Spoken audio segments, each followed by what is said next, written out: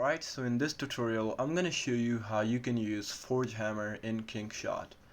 So if you want to use the Mythic gear, you have to be on the level to do that. So to get the Mythic hero gear, you have to unlock it unlocks after Town Center 20. So I'm on Town Center level 3 right now, but for Forge Hammer you basically need to be on Town Center level 20.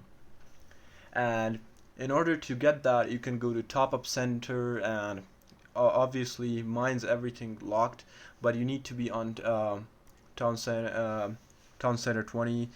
And right after that you can just pretty much go to your heroes and check the Forge Hammer option on them. But basically it's just each requires a specific number of Forge Hammers. For example, if your start level 1 may require 10 Forge Hammers, while higher demand more, you can go ahead and earn them Forge Hammers in Area Shop. It's like the VIP shop, as I showed you, the Top Up Center. You can get stuff like Honor Fund. You should be able to find this in multiple sources, and as you can know, their sword and the mystery shop and the bear hunt again.